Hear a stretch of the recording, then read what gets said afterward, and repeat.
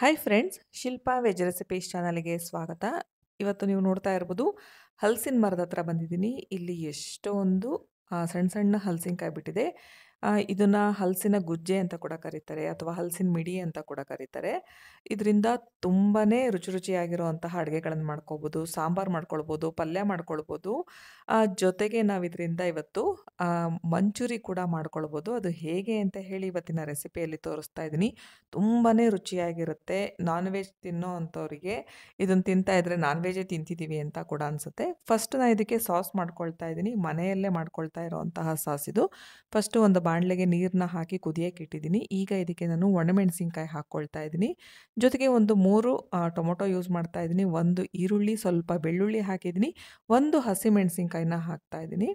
ಈಗ ಟೊಮೊಟೊ ಎಲ್ಲ ಏನಿದೆ ಅದು ಸಿಪ್ಪೆ ಬಿಟ್ಕೊಳ್ಬೇಕು. ಅಲ್ಲಿವರೆಗೆ ಇದನ್ನು ಬೇಯಿಸ್ಕೊಳ್ಬೇಕಾಗತ್ತೆ.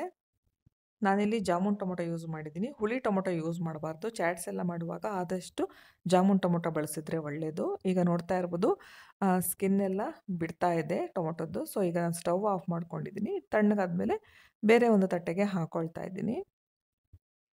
ನಿಮಗೆ ಇಷ್ಟೆಲ್ಲ ಮಾಡ್ಕೊಳ್ಳೋದಕ್ಕೆ ಟೈಮ್ ಇಲ್ಲ ಅಂದರೆ ರೆಡ್ ಚಿಲ್ಲಿ ಸಾಸ್ನ ಡೈರೆಕ್ಟಾಗಿ ಬಳಸ್ಬೋದು, ಮತ್ತು ಟೊಮೊಟೊ ಸಾಸ್ ಎರಡನ್ನೂ ಮಿಕ್ಸ್ ಮಾಡಿದ್ರೆ ಆಗುತ್ತೆ. ಬಟ್ ಇದು ಮನೆಯಲ್ಲೇ ಹೆಲ್ತಿಯಾಗಿ ಮಾಡೋಣ ಅಂತ ಹೇಳಿ ಮಾಡ್ತಾ ಇದ್ದೀನಿ. ಮತ್ತು ಈ ರೀತಿ ಮಾಡೋದ್ರಿಂದ ರುಚಿ ಕೂಡ ಚೆನ್ನಾಗಿರುತ್ತೆ. ಈಗ ಸ್ವಲ್ಪ ತಣ್ಣಗಾದ್ಮೇಲೆ ನಾನು ಟೊಮೊಟೊ ಸಿಪ್ಪೆ ಎಲ್ಲ ತೆಗೆದ್ಬಿಟ್ಟು ಮಿಕ್ಸಿ ಜಾರಿಗೆ ಹಾಕ್ಕೊಳ್ತಾ ಇದ್ದೀನಿ. ಇನ್ನು ಹಲಸಿನಕಾಯಿ ಸೀಸನ್ನಲ್ಲಿ ನಾವು ಹಲಸಿನಕಾಯಿನ ಬಳಸೋದ್ರಿಂದ ಅದರಲ್ಲಿ ಪೊಟ್ಯಾಷಿಯಮ್ ಜಾಸ್ತಿ ಇರುತ್ತೆ. ನಮ್ಮ ಬ್ಲಡ್ ಪ್ರೆಷರ್ನ ಕಡಿಮೆ ಮಾಡುತ್ತೆ. ಹಾರ್ಟಿಗೆ ಕೂಡ ಒಳ್ಳೆಯದು. ಜೊತೆಗೆ ವಿಟಮಿನ್ ಸಿ ಕೂಡ ಇದರಲ್ಲಿ ಹೇರಳವಾಗಿರುತ್ತೆ. ಈಗ ಇದಕ್ಕೆ ನಾನು ಸ್ವಲ್ಪ ಕಾಳುಮೆಣಸು ಮತ್ತು ಉಪ್ಪನ್ನು ಹಾಕಿ ರುಬ್ಕೊಳ್ತಾ ಇದ್ದೀನಿ. ನೀರು ಹಾಕೋ ಅವಶ್ಯಕತೆ ಇಲ್ಲ. ಬೇಕು ಅನಿಸಿದ್ರೆ ಬೇಯಿಸಿದ್ದು ನೀರು ಇರುತ್ತಲ್ಲ ಅದನ್ನೇ ಹಾಕಿ ರುಬ್ಕೊಳ್ಬೋದು. ಈಗ ಒಂದು ಬೌಲಿಗೆ ಹಾಕ್ಕೊಳ್ತಾ ಇದ್ದೀನಿ. ಈಗ ಹೋಮ್ ಮೇಡ್ ಸಾಸ್ ಕೂಡ ರೆಡಿ ಆಯಿತು. ಈಗ ನೆಕ್ಸ್ಟು ಹಲಸಿನಕಾಯಿನ ಹೇಗೆ ಕಟ್ ಮಾಡೋದು ಅಂತ ತೋರಿಸ್ತಾ ಇದ್ದೀನಿ. ಫಸ್ಟು ನಾವು ಹಲಸಿನಕಾಯಿ ಕಟ್ ಮಾಡೋದಕ್ಕೂ ಮುಂಚೆ ಚಾಕುಗೆ ನಾವು ಎಣ್ಣೆ ಹಚ್ಕೊಳ್ಬೇಕು. ಕೈ ಕೂಡ ಸ್ವಲ್ಪ ಎಣ್ಣೆ ಹಚ್ಕೊಳ್ಬೇಕಾಗತ್ತೆ. ಈಗ ಫಸ್ಟು ಮಧ್ಯ ಇದನ್ನು ಸೀಳ್ಕೊಳ್ತಾ ಇದ್ದೀನಿ. ಹಲಸಿನಕಾಯಿ ಕಟ್ ಮಾಡಿದಾಗ ಈ ರೀತಿ ನೋಡ್ತಾ ಇರ್ಬೋದು, ವೈಟ್ ಕಲರ್ ಕಾಣಿಸ್ತಿದ್ದಿಲ್ಲ, ಇದಕ್ಕೆ ಮೇಣ ಅಂತಾರೆ. ಇದನ್ನು ತೆಂಗಿನಕಾಯಿ ಗುಂಜಿಂದ ನಾವು ಇದನ್ನು ಈ ಥರ ಕ್ಲೀನ್ ಮಾಡ್ಕೊಳ್ಬೇಕು. ಈಗ ಕೈಗೆ ಇನ್ನೊಂದು ಸ್ವಲ್ಪ ನಾನು ಎಣ್ಣೆ ಹಚ್ಕೊಳ್ತಾ ಇದ್ದೀನಿ. ಯಾಕಂದರೆ ಮೇಣ ಎಲ್ಲ ಕೈಗೆ ಅಂಟ್ಕೊಂಡ್ಬಿಡುತ್ತೆ. ಸೊ ಹಾಗಾಗಿ ಎಣ್ಣೆ ಹಚ್ಕೊಳ್ಬೇಕು.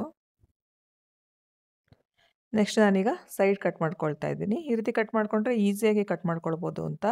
ಕತ್ತಿಯಿಂದ ಕಟ್ ಮಾಡಿದರೆ ತುಂಬ ಈಸಿ. ಚಾಕುಯಿಂದ ಕಟ್ ಮಾಡುವಾಗ ಸ್ವಲ್ಪ ಈ ಮೆಥಡಲ್ಲಿ ಮಾಡಿದ್ರೆ ಬೇಗ ಕಟ್ ಮಾಡ್ಕೋಬೋದು, ಈಸಿಯಾಗೂ ಕೂಡ ಮಾಡ್ಕೊಳ್ಬೋದು. ಈಗ ನೆಕ್ಸ್ಟು ಮಧ್ಯ ಕಟ್ ಮಾಡಿ ಈ ರೀತಿ ನಾನು ಸ್ಲೈಸ್ ಥರ ಮಾಡ್ಕೊಂಡಿದ್ದೀನಿ. ಈಗ ಫಸ್ಟು ನಾನು ಈ ಮಧ್ಯದೇನಿರುತ್ತೆ ಮಾಡ ಅದನ್ನು ಕಟ್ ಮಾಡಿಕೊಂಡು ಈಗ ಸಿಪ್ಪೆ ತೆಗಿತಾ ಇದ್ದೀನಿ. ಸಿಪ್ಪೆ ನೋಡಿ ಈ ರೀತಿ ತಕ್ಕೊಳ್ಬೇಕು. ಕತ್ತಿಯಿಂದ ಮಾಡ್ಕೊಳ್ಳೋರು ಫಸ್ಟು ಸಿಪ್ಪೆ ಎಲ್ಲ ತೆಕ್ಕೊಂಬಿಟ್ಟು ಕಟ್ ಮಾಡ್ಕೊಳ್ತಾರೆ. ಈಗ ಇದನ್ನು ನಿಮಗೆ ಯಾವ ಸೈಜಿಗೆ ಬೇಕೋ ಆ ಸೈಜಿಗೆ ನಾವು ಹೋಳುಗಳಾಗಿ ಕಟ್ ಮಾಡ್ಕೊಳ್ಬೇಕು. ಈಗ ಕಟ್ ಮಾಡಿದ ತಕ್ಷಣ ನಾವು ಇದನ್ನು ಒಂದು ಪಾತ್ರೆಯಲ್ಲಿ ನೀರು ಹಾಕ್ಕೊಂಡು ಅದಕ್ಕೆ ಹಾಕ್ಕೊಳ್ಬೇಕಾಗತ್ತೆ. ಇಲ್ಲಾಂದರೆ ಕಂಪ್ಲೀಟ್ ಕಪ್ಪಾಗಿಬಿಡುತ್ತೆ. ನಾವೇನು ಹಲಸಿನಕಾಯಿ ಹೋಳುಗಳನ್ನು ಹೆಚ್ಚುತ್ತೀವಿ ಹಾಗೆ ಇಟ್ಬಿಟ್ರೆ ಕಂಪ್ಲೀಟ್ ಕಪ್ಪಾಗಿಬಿಡುತ್ತೆ, ತಿನ್ನೋದಕ್ಕೆ ಕೂಡ ಮನಸ್ಸು ಬರೋದಿಲ್ಲ. ಹಾಗಾಗಿ ಹೋಳುಗಳನ್ನು ಹೆಚ್ಚುತ್ತಾ ನಾವು ನೀರಿಗೆ ಹಾಕ್ಕೊಳ್ತಾ ಹೋಗಬೇಕು. ನಿಮಗೆ ಮಂಚೂರಿ ಯಾವ ಸೈಜ್ ಬೇಕೋ ಆ ಸೈಜಿಗೆ ಕಟ್ ಮಾಡಿಕೊಂಡು ನೀರಲ್ಲಿ ಹಾಕಿ, ನೀರು ನೋಡಿ ಈ ರೀತಿ ಒಂದು ಸಲ ಚೆನ್ನಾಗಿ ಕೈಯಲ್ಲಿ ಕಿವುಚ್ಕೊಂಡ್ಬಿಟ್ಟು ನೀರನ್ನ ಚೆಲ್ಲಬೇಕಾಗತ್ತೆ. 1-2 ಸಲನಾದರೂ ವಾಶ್ ಮಾಡಿ ಇಟ್ಕೊಳ್ಬೇಕು. ನೆಕ್ಸ್ಟ್ ನಾನು ಇದನ್ನು ಹಬೆಯಲ್ಲಿ ಬೇಯಿಸ್ತಾ ಇದ್ದೀನಿ. ಹಾಗಾಗಿ ತಟ್ಟೆಗೆ ಸ್ವಲ್ಪ ಎಣ್ಣೆ ಹಾಕಿಬಿಟ್ಟು ಇದನ್ನು ಫಸ್ಟು ಕಂಪ್ಲೀಟ್ ತಟ್ಟೆಗೆ ಸವರ್ಕೊಳ್ತಾ ಇದ್ದೀನಿ. ಈಗ ನಾನು ಹೆಚ್ಚಿಟ್ಕೊಂಡಿರುವಂತಹ ಹೋಳುಗಳನ್ನು ಹಾಕ್ಕೊಳ್ತಾ ಇದ್ದೀನಿ. ಯಾಕಂದರೆ ಇದರಲ್ಲಿ ಅಂಟಿನಂಶ ಇರುತ್ತಲ್ಲ, ಎಣ್ಣೆ ಹಾಕಿದ್ರೆ ಅದಕ್ಕೆ ಹಿಡಿಯೋದಿಲ್ಲ ತಟ್ಟೆಗೆ. ಸೊ ಹಾಗಾಗಿ ನೆಕ್ಸ್ಟ್ ಇದಕ್ಕೆ ಸ್ವಲ್ಪ ಉಪ್ಪು ಹಾಕಿ ಇದನ್ನು ಮಿಕ್ಸ್ ಮಾಡ್ಕೊಳ್ತಾ ಇದ್ದೀನಿ. ಹೋಳುಗಳನ್ನೆಲ್ಲ ಉಪ್ಪಲ್ಲಿ ಮಿಕ್ಸ್ ಮಾಡ್ಕೊಳ್ಬೇಕು. ಈಗ ನಾನು ಒಂದು ಪಾತ್ರೆಯಲ್ಲಿ ನೀರು ಕುದಿಯೋಕೆ ಇಟ್ಟಿದ್ದೆ, ಅದ್ರ ಮೇಲ್ಗಡೆ ನಾನು ಈ ಪ್ಲೇಟ್ನ ಇಟ್ಟು ಮುಚ್ಚಿಡ್ತಾ ಇದ್ದೀನಿ. ಒಂದು 10 ನಿಮಿಷನಾದರೂ ಹಬೆಯಲ್ಲಿ ನಾವು ಬೇಯಿಸಬೇಕಾಗತ್ತೆ. ಕೆಲವರು ಕುದಿಯೋ ನೀರಿಗೆ ಹಾಕಿಬಿಟ್ಟು ಹೋಳುಗಳನ್ನು ಬೇಯಿಸ್ತಾರೆ. ಬಟ್ ಮಂಚೂರಿ ಮಾಡುವಾಗ ಆ ರೀತಿ ಮಾಡಿಕೊಂಡ್ರೆ ಹೋಳುಗಳೆಲ್ಲ ನೀರು ಹೀರ್ಕೊಂಡ್ಬಿಟ್ಟಿರುತ್ತೆ. ಸೊ ಹಾಗಾಗಿ ಈ ರೀತಿ ಹಬೆಯಲ್ಲೇ ಬೇಯಿಸ್ಕೊಂಡ್ರೆ ಒಳ್ಳೆಯದು. ಈಗ ಒಂದು 10 ನಿಮಿಷ ಆಗಿದೆ, ಚೆನ್ನಾಗಿ ಬೆಂದಿದೆ. ಒಂದು ಸಲ ಚೆಕ್ ಮಾಡ್ಕೊಳ್ಬೇಕು. ನೋಡ್ತಾ ಇರ್ಬೋದು ನಾವು ಹೋಳನ್ನ ಎಷ್ಟು ಸುಲಭವಾಗಿ ಪೀಸ್ ಮಾಡ್ಬೋದು ಅಂತ. ಈ ರೀತಿ ಆದರೆ ಹೋಳು ಚೆನ್ನಾಗಿ ಬೆಂದಿದೆ. ಈಗ ಸ್ಟವ್ ಆಫ್ ಮಾಡ್ಕೊಂಡಿದ್ದೀನಿ. ಇದು ತಣ್ಣಗಾಗೋ ತನಕ ಹೀಗೆ ಬಿಟ್ಟಿರ್ತೀನಿ. ಈಗ ತಣ್ಣಗಾಗಿದೆ. ನೆಕ್ಸ್ಟು ಒಂದು ಬೌಲಿಗೆ ನಾನು ಕಾರ್ನ್ಫ್ಲೋರ್ನ ಯೂಸ್ ಮಾಡ್ತಾ ಇದ್ದೀನಿ. ಒಂದು 4ರಿಂದ 5 ಸ್ಪೂನು ಕಾರ್ನ್ಫ್ಲೋರ್ ಹಾಕಿದ್ರೆ ಅದರ ಅರ್ಧ ಕ್ವಾಂಟಿಟಿಯಷ್ಟು ಮೈದಾ, ಅಂದರೆ ಒಂದು 2 ಸ್ಪೂನ್ನಷ್ಟು ಮೈದಾ ಹಾಕಿದ್ರೆ ಒಂದು 2 ಸ್ಪೂನ್ನಷ್ಟು ಅಕ್ಕಿ ಹಿಟ್ಟನ್ನ ಹಾಕ್ಕೊಳ್ತಾ ಇದ್ದೀನಿ. ಗರ್ಗರಿಯಾಗಿ ಆಗುತ್ತೆ ಹಾಗಾಗಿ. ನೆಕ್ಸ್ಟ್ ಉಪ್ಪು ಹಾಕಿದ್ದೀನಿ. ನೆಕ್ಸ್ಟ್ ಇಲ್ಲಿ ನಾನು ಕಾಶ್ಮೀರಿ ರೆಡ್ ಚಿಲ್ಲಿ ಪೌಡರ್ ಅಂತ ಸಿಗುತ್ತೆ, ಅದನ್ನು ಹಾಕಿದ್ರೆ ಕಲರ್ ಚೆನ್ನಾಗಿ ಬರುತ್ತೆ. ಸೊ ಹಾಗಾಗಿ ಅದನ್ನು ಕೂಡ ಹಾಕ್ಕೊಳ್ತಾ ಇದ್ದೀನಿ. ಈಗ ಇದಿಷ್ಟು ಹಾಕಿದ್ಮೇಲೆ ಮಿಕ್ಸ್ ಮಾಡ್ಕೊಳ್ಬೇಕು. ಆಮೇಲೆ ನೀರು ಹಾಕ್ಕೊಳ್ತಾ ಕಲಿಸ್ತಾ ಹೋಗಬೇಕಾಗತ್ತೆ.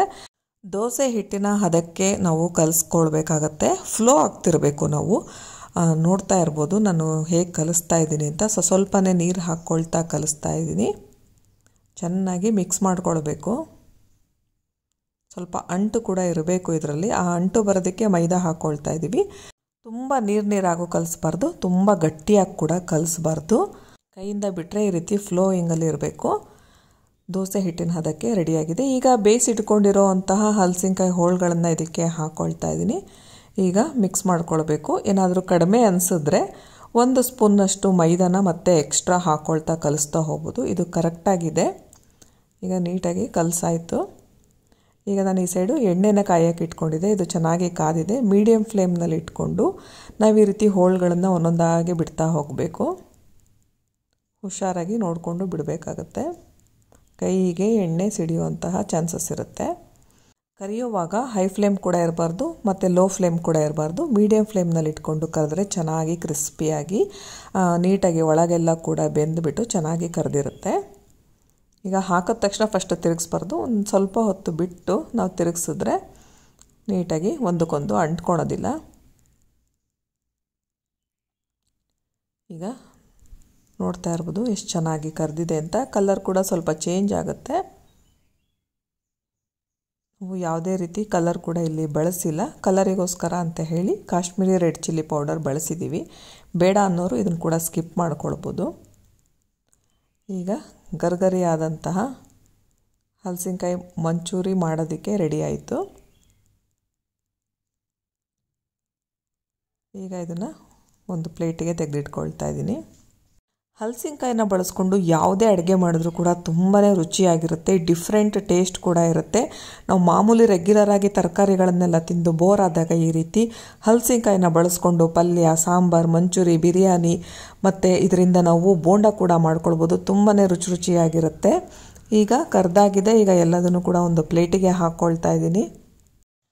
ಈಗ ಇದಿಷ್ಟನ್ನು ಕರೆದಾದ್ಮೇಲೆ ಇದರನ್ನೇ ಎಣ್ಣೆನ ಅರ್ಧ ತೆಗೆದುಬಿಟ್ಟು ಒಂದು ಸ್ವಲ್ಪ ಎಣ್ಣೆ ಇಟ್ಕೊಂಡು ಇದರಲ್ಲೇ ನಾನೀಗ ಮಂಚೂರಿ ಮಾಡೋದಕ್ಕೆ ಗೊಜ್ಜು ಹೇಗೆ ಮಾಡೋದು ಅಂತ ಮಾಡ್ತಾಯಿದ್ದೀನಿ. ಈಗ ಈ ಎಣ್ಣೆಗೆ ನಾನು ಸಣ್ಣದಾಗಿ ಕಟ್ ಮಾಡ್ಕೊಂಡಿರೋ ಅಂತಹ ಬೆಳ್ಳುಳ್ಳಿ ಹಾಕ್ಕೊಳ್ತಾ ಇದ್ದೀನಿ. ಇವನ್ ಶುಂಠಿನ ಕೂಡ ಸಣ್ಣದಾಗಿ ಕಟ್ ಮಾಡಿ ಹಾಕ್ಕೊಳ್ಬೋದು. ಬಟ್ ನಾನಿಲ್ಲಿ ಶುಂಠಿ ಪೇಸ್ಟ್ನ ಅಂದರೆ ತುರಿದುಬಿಟ್ಟು ಹಾಕ್ಕೊಳ್ತಾ ಇದ್ದೀನಿ. ಶುಂಠಿ ಅಷ್ಟೊಂದು ನನಗೆ ಇಷ್ಟ ಆಗಲ್ಲ ಹಾಗಾಗಿ. ನೆಕ್ಸ್ಟ್ ನಾನು ಈರುಳ್ಳಿ ಹಾಕ್ಕೊಳ್ತಾ ಇದ್ದೀನಿ. ಈರುಳ್ಳಿ ಕಂಪ್ಲೀಟ್ ಕಲರ್ ಚೇಂಜ್ ಆಗಬೇಕು, ಅಲ್ಲಿವರೆಗೆ ಫ್ರೈ ಮಾಡಬೇಕು. ಆವಾಗ ಮಂಚೂರಿ ಟೇಸ್ಟು ತುಂಬಾ ಚೆನ್ನಾಗಿ ಬರುತ್ತೆ. ನೆಕ್ಸ್ಟ್ ಇಲ್ಲಿ ಕ್ಯಾಪ್ಸಿಕಮ್ ಹಾಕ್ಕೊಳ್ತಾ ಇದ್ದೀನಿ. ಕ್ಯಾಪ್ಸಿಕಮ್ ಬೇಕಂದರೆ ಸಣ್ಣದಾಗಿ ಕೂಡ ಕಟ್ ಮಾಡಿ ಹಾಕ್ಕೊಳ್ಬೋದು ಅಥವಾ ಉದ್ದುದ್ದವಾಗಿ ಕೂಡ ಕಟ್ ಮಾಡಿ ಹಾಕ್ಕೊಳ್ಬೋದು. ನಾನಿಲ್ಲಿ ಸ್ಕ್ವೇರ್ ಶೇಪ್ನಲ್ಲಿ ಕಟ್ ಮಾಡಿ ಹಾಕಿದ್ದೀನಿ. ಈಗ ಕ್ಯಾಪ್ಸಿಕಮ್ ಕೂಡ ಎಣ್ಣೆಯಲ್ಲಿ ಫ್ರೈ ಆಗಬೇಕು. ಇದಿಷ್ಟು ಫ್ರೈ ಆದಮೇಲೆ ನಾನೀಗ ಮಾಡಿಟ್ಕೊಂಡಿರೋ ಅಂತಹ ಸಾಸ್, ಹೋಮ್ ಮೇಡ್ ಸಾಸ್ನ ಹಾಕ್ಕೊಳ್ತಾ ಇದ್ದೀನಿ. ನೀವಿದು ಮಾಡ್ಕೊಳ್ಳಲಿಲ್ಲ ಅನ್ನೋದಾದರೆ ರೆಡ್ ಚಿಲ್ಲಿ ಸಾಸು ಮತ್ತು ಟೊಮೊಟೊ ಸಾಸ್ನ ಎರಡನ್ನು ಕೂಡ ಹಾಕ್ಕೊಳ್ಬೋದು. ನೆಕ್ಸ್ಟ್ ನಾನು ಇದಕ್ಕೆ ಸ್ವಲ್ಪ ನೀರು ಕೂಡ ಹಾಕ್ಕೊಳ್ತಾ ಇದ್ದೀನಿ. ಈಗ ಚೆನ್ನಾಗಿ ಮಿಕ್ಸ್ ಮಾಡ್ಕೊಳ್ಬೇಕು.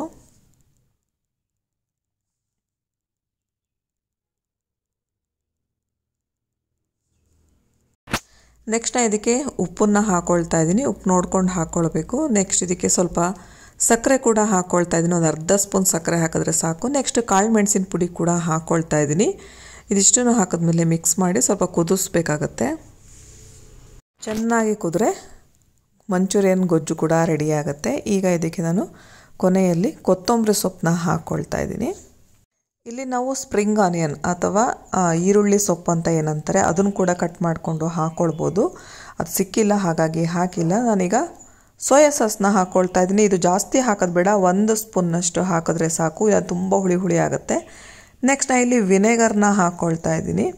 ಇದು ಕೂಡ ಅಷ್ಟೇ 1 ಸ್ಪೂನ್ನಷ್ಟು ಹಾಕಿದ್ರೆ ಸಾಕು. ವಿನೆಗರ್ ಇಲ್ಲ ಅನ್ನೋರು ಸ್ಕಿಪ್ ಮಾಡಿ ನಿಂಬೆ ರಸನ ಹಾಕ್ಕೊಳ್ಬೋದು 1 ಸ್ಪೂನ್ನಷ್ಟು. ಈಗ ಚೆನ್ನಾಗಿ ಕುದ್ರೆ ಗೊಜ್ಜು ರೆಡಿ ಆಗುತ್ತೆ. ಈಗ ಗೊಜ್ಜು ರೆಡಿಯಾಗಿದೆ. ನೆಕ್ಸ್ಟ್ ನಾನು ಮಂಚೂರಿ ಮಾಡೋದಕ್ಕೆ ಫಸ್ಟು ಬಾಣಲೆಗೆ ನಾನು ಎಣ್ಣೆ ಹಾಕ್ಕೊಳ್ತಾ ಇದ್ದೀನಿ. ಈ ಎಣ್ಣೆ ಸ್ವಲ್ಪ ಕಾದ ಮೇಲೆ ನಾನು ಏನು ಕರೆದಿಟ್ಕೊಂಡಿದ್ದೆ ಅಲ್ಲ ಹಲಸಿನಕಾಯಿ ಮಂಚೂರಿ ಅದನ್ನು ಹಾಕ್ಕೊಳ್ತಾ ಇದ್ದೀನಿ. ಫಸ್ಟು ಎಣ್ಣೆಯಲ್ಲಿ ಇದನ್ನು ಫ್ರೈ ಮಾಡ್ಕೊಳ್ಬೇಕು. ಸ್ವಲ್ಪ ಫ್ರೈ ಆದಮೇಲೆ 1-2ರಿಂದ 3 ಹಸಿಮೆಣಸಿನ್ಕಾಯಿನ ಹೆಚ್ಚಿಬಿಟ್ಟು ಹಾಕ್ಕೊಳ್ತಾ ಇದ್ದೀನಿ. ಸಣ್ಣದಾಗಾದರೂ ಕಟ್ ಮಾಡಿ ಹಾಕ್ಕೊಳ್ಬೋದು ಅಥವಾ ಈ ರೀತಿ ಸೀಳ್ಬಿಟ್ಟಾದರೂ ಹಾಕ್ಕೊಳ್ಬೋದು. ಈಗ ಇದನ್ನು ಕೂಡ ಫ್ರೈ ಮಾಡ್ಕೊಳ್ಬೇಕು. ನೆಕ್ಸ್ಟ್ ನಾನು ಇದಕ್ಕೆ ಏನು ಗೊಜ್ಜು ರೆಡಿ ಮಾಡಿ ಇಟ್ಕೊಂಡಿದ್ದೆ ಮಂಚೂರಿದು ಅದನ್ನು ತಗೊಳ್ತಾ ಇದ್ದೀನಿ. 1-2ರಿಂದ 3 ಸೌಟಷ್ಟು ಗೊಜ್ಜು ಬೇಕಾಗುತ್ತೆ ಇಷ್ಟು ಮಂಚೂರಿ ಮಾಡೋದಕ್ಕೆ. ಇದೊಂದು 3 ಪ್ಲೇಟಷ್ಟು ಮಂಚೂರಿ ರೆಡಿಯಾಗಿದೆ. ನಾನು ಇಲ್ಲಿ ಒಂದು 3 ಸ್ಪೂನ್ನಷ್ಟು ಗೊಜ್ಜನ್ನು ಹಾಕ್ಕೊಳ್ತಾ ಇದ್ದೀನಿ. ಈಗ ಗೊಜ್ಜು ಜೊತೆಗೆ ಈ ಮಂಚೂರಿನ ಚೆನ್ನಾಗಿ ಮಿಕ್ಸ್ ಮಾಡ್ಕೊಳ್ಬೇಕು.